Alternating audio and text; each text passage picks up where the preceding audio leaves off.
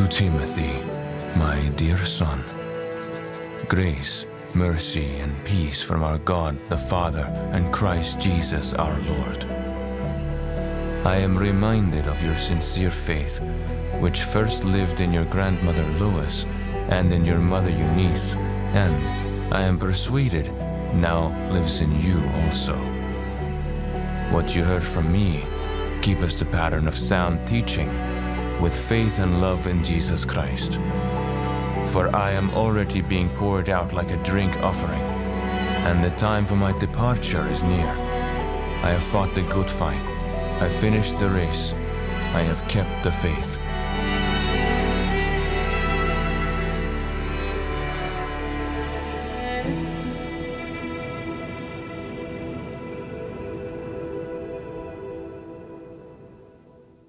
Good morning. Yeah, when the men is gone, you get the deluxe package from the woman, the all-in-one.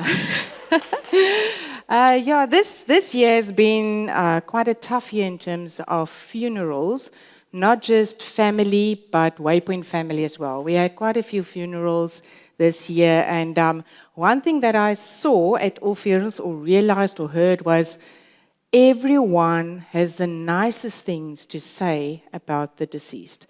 That is something that you will find at all funerals, And sometimes when you're at a funeral, you think, but that person wasn't that good. Or it's not, you know the person, and people try to say nice things, but it's coerced or it's forced.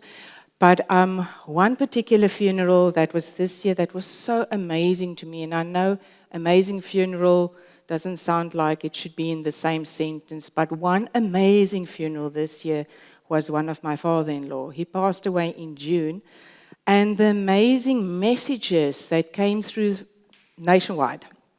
It was messages of how he impacted their lives, how he was always available to help.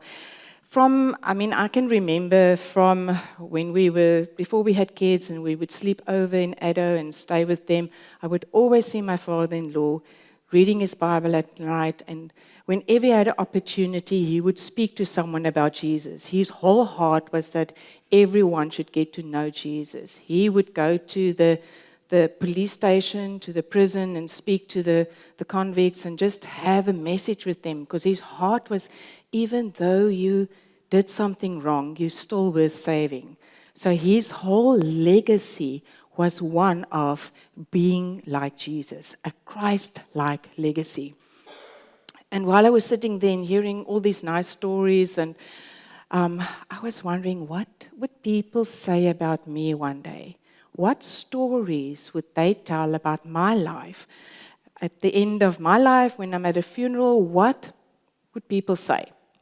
And maybe this is you today. You were thinking, but what do you hope people will say about you one day? Regardless of what you hope people will say, the stories that you hope they will tell, the stories that they will tell is actually being shaped by the decisions you make today. So how you live today shapes what people will say one day. And we tend to think of legacy of something I leave behind when I die. But the reality is that at the end of a season, when you leave, there are some, don't see high school kids, but see some students, when you leave school, what legacy are you leaving behind for your fellow scholars and your teachers? Are they glad you're leaving school, or are they like, you're going to leave such a big gap when you leave school? Scholars, when you leave university, or when you leave home, kids, when you leave home one day, what are you taking from your parents with you? Or even when you move, you might move from your neighborhood to another neighborhood. Will your neighbors miss you? What will they say about you when you leave your neighborhood or your work? So leaving a legacy is not for one day when you die. It's one day when you change your circumstances. It can be tomorrow, it can be next week. So the thing is that the choices you make today impacts the legacy you leave tomorrow and one day. So as you probably realized, we are in our series called Legacy. And we are in week 3. So if it's your first time at Waypoint and you don't know what this is all about, the first 2 weeks are on YouTube. And I want to encourage you to go and listen to them, because they will just set the tone. Next week we are ending the series, so you still have time to catch up before next week. Week 1, Tian talked about a Christ-like legacy. The legacy you leave shouldn't be self-centered or, selfish, but a Christ-like legacy that you leave. He talked about the teacher that was very shy, but he spoke to one student, had a conversation, and that one student changed his heart and accepted Jesus. And if you go and watch week 1, you'll see that at the end of how many years, the person that it reached was Billy Graham. And you all, probably my age, know Billy Graham and what impact he had on the world, not just on his town, but on the world. So that was week 1. Week 2, Devil talked about the legacy you received. And we all receive a legacy. We all get something from our previous generations that's been downloaded onto us. But the legacy you received does not have to be the legacy you leave. Sometimes you get a good legacy, parents that were kind and loving, taught you good morals, and really loved you unconditionally. Or sometimes you can receive a legacy that is addiction, immorality. And sometimes you get a mixture of both, as in my case. The legacy I received from my father was one of adultery, alcohol abuse, and so bad financial decisions. So that's the legacy I received from my father. The legacy I received from my mother was one of love and hard work and good morals. So I have a mixed legacy, but it's my choice what I do with it. Because the legacy I received doesn't have to be the legacy that I leave for the people around me, for my kids, my grandkids, generations to come. And this is a choice that you have today. You do not have to say, okay, but my parents were like this, my circumstances are like this, so I have no choice. You do have a choice. You can choose to change the legacy that you are leaving for the people that come after you. So we are looking at the book of Timothy, and in the book of Timothy, Paul is actually writing this letter to Timothy. Timothy is a young pastor. He's a bit overwhelmed with his congregation. I think he was younger than 20, if I'm not mistaken, so you can think young pastor. And Paul is sitting in Rome. He is in prison. He realizes that his life might end there, that he might never see Timothy again. He's writing a letter to Timothy based on the life of Jesus. Nothing that Paul wrote was newly invented.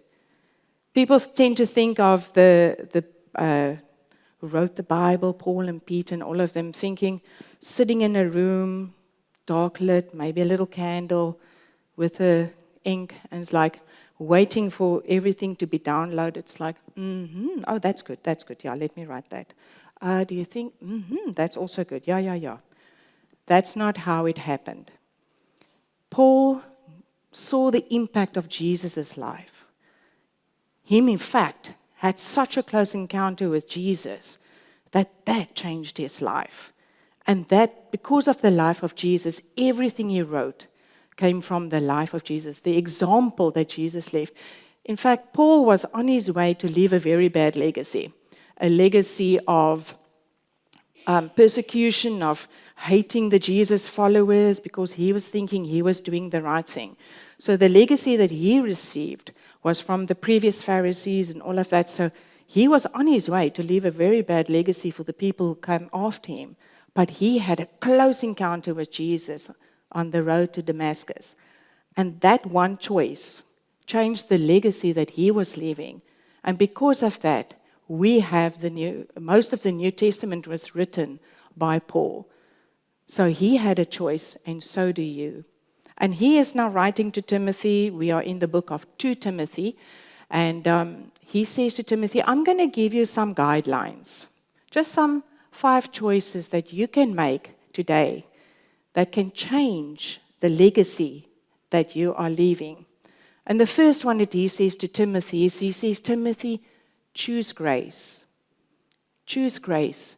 And he's saying that to you today. And you may ask, but what is grace? Grace is a gift.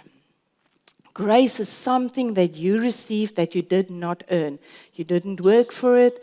You didn't deserve it. But grace is something that you get without working for it. And the grace that Jesus extends to you today is one of love and acceptance as you are. He didn't say, change your life, and where you're all good and you tick all the boxes, then you come to me, then I will love and accept you. No, Jesus says, come as you are, I give you my grace. So Paul writes this to Timothy. He says, you then, my son, be strong in the grace that is in Christ Jesus. And Christ means king. It's not Jesus' initial, his status, or his surname. It is king. It's who he is, King Jesus. So choose to take the grace that Jesus is giving you today. When you choose grace, when you choose to be loved and accepted as you are, you don't see your failures. You are not defined by your failures. I fail so many times, but I'm not defined by it. One example just happened this week. So a few of us went to Durban to the ICN Network Conference. It's the Irresistible Church Network. We met with other pastors who have the same vision, the same Irresistible Church vision. And so on the flight there, just as we were sitting, the guy next to me sat down and he was just reeked of alcohol. I don't know how much he drank, but it was just so overwhelming, and I realized this is going to be an hour and 20 minutes of not being able to breathe properly. I was so irritated. I did not extend grace and love and acceptance. I extended judgment and irritation, and I was just like, this needs to be over. And afterwards, I was so convicted because I realized that the grace that I received was in spite of my failures. And the grace that I should extend is in spite of other people's failures. So when you choose grace, you don't see your failures as you being a failure. And you don't see other people's failures as being a failure. So why don't you choose grace today? That's the first step in just changing the legacy that you are leaving for the generations to come, is to choose the grace that God is extending to you today. Just take it and accept it as you are loved and you are accepted. And the second thing that Paul says to Timothy and to us, he says, Timothy, choose to flee. And when you think of the word flee, it's not just a casual turning around and walking away. It is running in the opposite direction. So when he says choose to flee, and you ask, flee what, Paul? He says this for Timothy. He says, Timothy, flee the evil desires of youth. And you may think, wow, I don't have evil desires. But we all have desires that if it's not kept in place, if we give into it, it will derail our lives. It will derail relationships. So flee from it. Paul doesn't say entertain the evil desires. He didn't say manage. He doesn't say try to control. He says flee from it. And I'm sure, pretty much sure, all of us have had some sort of experience of where people who gave in, maybe it's you or someone you know gave in to their desires, caused so much heartache. Maybe your family, maybe an extended family or friendship. that you know that giving into the desires, the evil desires, just causes so much chaos. And I said to you, the legacy that I received of my father was one of adultery. So when I was very little, probably 2, my father had an affair. So, and he left us. He left us for the other woman. So it's not just his life and her life that was changed because they gave in to their desires. They derailed our family. Because I grew up without a father. They derailed her family. And not just the 2 families, they derailed friendships. They derailed extended family. The ripples of giving into evil desires is, you will never know the effect of what happens. And I spoke to someone recently who went through a divorce, and she said, she's not, even though they were married like 37 years, she's not invited to birthday parties. Even though she's so close with the in-laws, she cannot attend because he will attend, he's their son. So it just causes so much chaos. So Paul says, flee in the other direction. Just run away from it. Don't even entertain it. Don't even give it headspace. You might think you're strong enough. Paul says flee. So if Paul says flee and he took his cue from Jesus' life on earth, then I would also take that, flee. But when you flee, when you run, don't just run aimlessly. Run towards Jesus. Run towards his way of life. And that's the third thing that Paul says to us. He says, choose to pursue. Choose to pursue the Christ-like nature. Choose to pursue the way that Jesus lived, so that it can impact your life and change your life. And here are some characteristics that you can pursue. He says, pursue righteousness. What is righteousness? Righteousness is living in such a morally good way that people are positively impacted by your life. So choose to pursue. Pursue is such a strong action, laser-focused word, that choose to pursue righteousness. And he says, choose to pursue faith. Not just faith in people, faith in things. That will not bring you joy, and that will not let you leave a good legacy. Faith in Jesus. Faith in him, his life, his way of life, him loving you. Faith that God exists. Faith that he has the whole world in his hands. Choose to pursue faith. Choose also to pursue love. Not worldly love, erotic love, but real God love. Choose to pursue the love that God has for you. Choose to pursue the love that Jesus had for you when he died on the cross and still has for you. And Jesus died while we were all still sinners. Because before the earth was formed, our names were already written up. So the sins that we would commit was already there. God knew, but Jesus still died for you before he knew if you would choose him. He hoped you would choose him, but he didn't know by the time he died on the cross. Choose to pursue that love and extend that love to the people around you and be known by that love. When you speak to people, how you interact with people, choose love. And he also says to choose peace, perfect peace. And the only place where you can find perfect peace is in Jesus, our King. He's the only one that can give you perfect peace.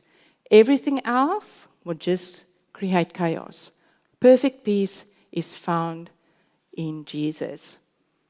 And when you pursue these things, know that you're not alone, because you can pursue these along with those who call on the Lord out of a pure heart. So maybe this is a decision you need to make today to see who is in your life, who is your tribe, who are the people that can pursue with you the characteristics of Jesus. Maybe this is a choice you need to make today, to change your friendship circle. if your friends are derailing you, or if your friends are making you choose the wrong things, making you choose to give into evil desires, then maybe this is your choice today, to choose friends and a community and a tribe that will help you pursue these things. The choice is yours. The fourth thing that Paul says to us is he says, choose your battles. Don't just fight with everybody. He writes this to Timothy. He says, do not have anything to do with foolish and stupid arguments. How much of our time and energy goes into fighting stupid battles? I mean, I'm sure all of you have had these. I can see if you're laughing. So I'm sure all of you have had experience of really wasting time on stupid, foolish arguments. Because you know they produce quarrels, and the Lord's servant must not be quarrelsome. And that comes to the peace, the perfect peace found in Christ Jesus.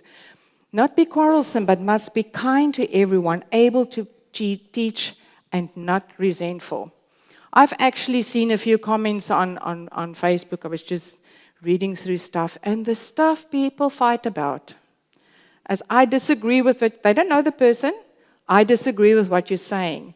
And other one says, but I'm disagreeing with what you're disagreeing. The time of energy people spend on Facebook and Instagram debating stuff that has nothing to do with them.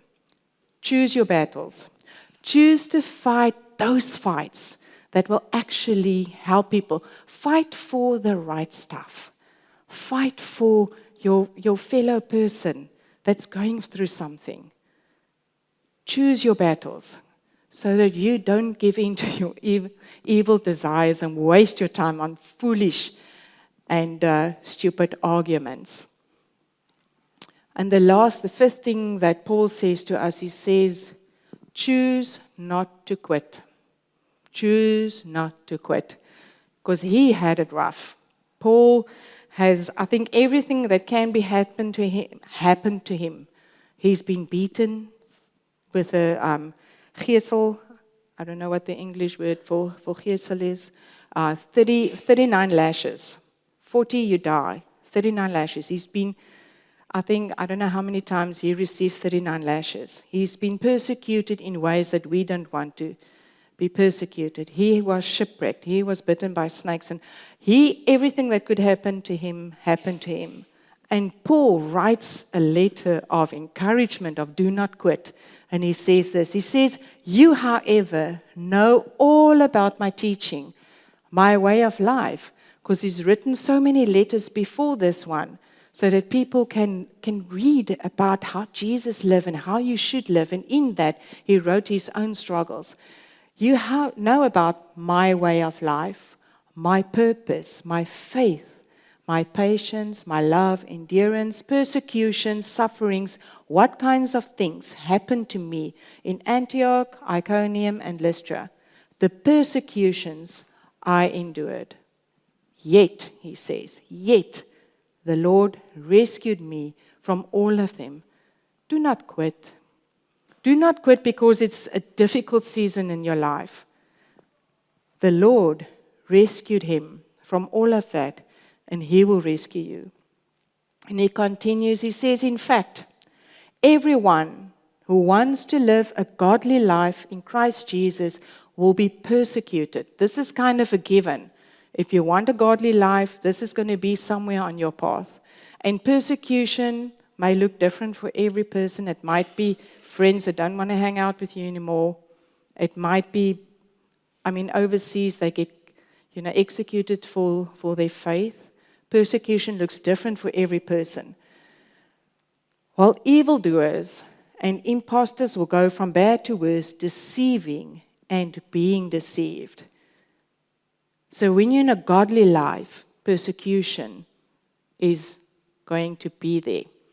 But he says, but as for you, continue in what you have learned and have become convinced of, because you know those from whom you learned it, and how from infancy you have known the Holy Spirit.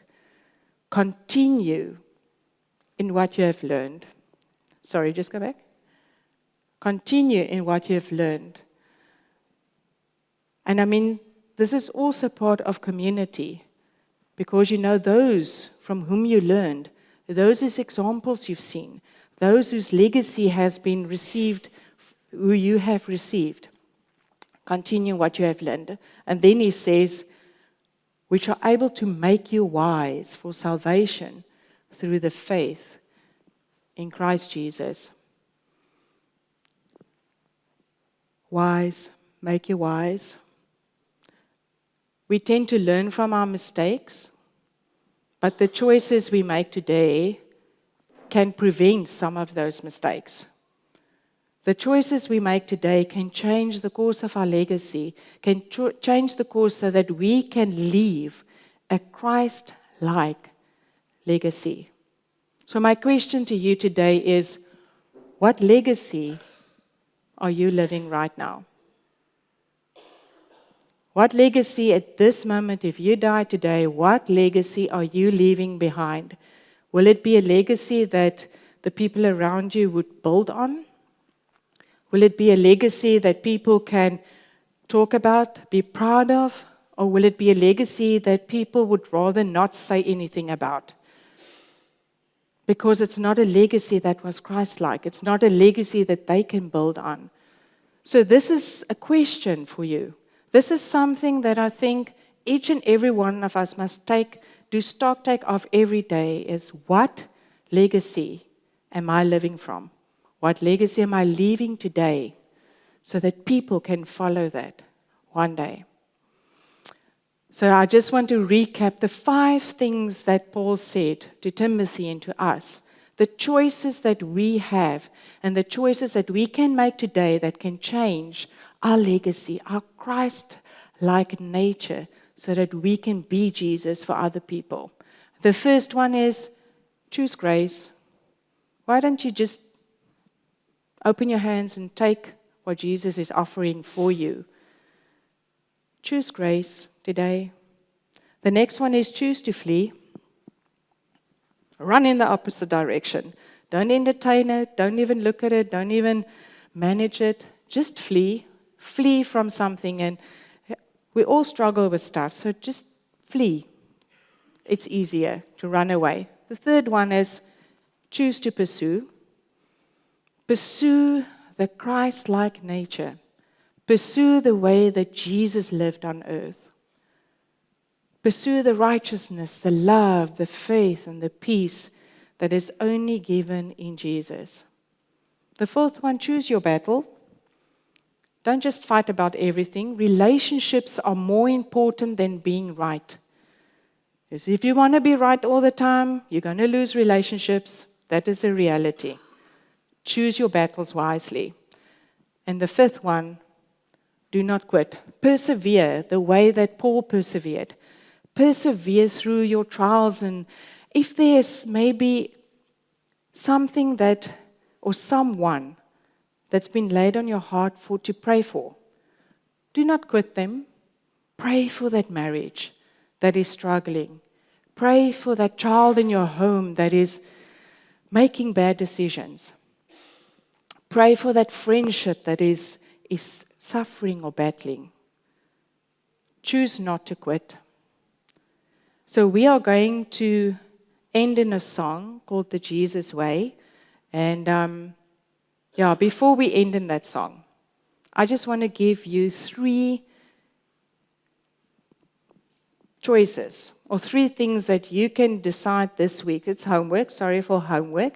But I'm going to give you 3 things that can just make you think. 3 things that you can decide on. The first one is identify one thing in your life that you need to flee. Maybe it's choosing a different friend. Maybe it's losing an addiction or turning away from addiction. What is that one thing? Don't have to make the whole list of everything in your life. What is that one thing that you can flee from today that will change the course of your life? And the second one is identify one thing you need to pursue. What characteristic of Jesus is that one thing that if you pursue it today, it will change everything? Just pick one and work on that one. One thing that you need to pursue. And the third one is find one person who can help you. We were never meant to do this alone. We were never meant to walk this life alone.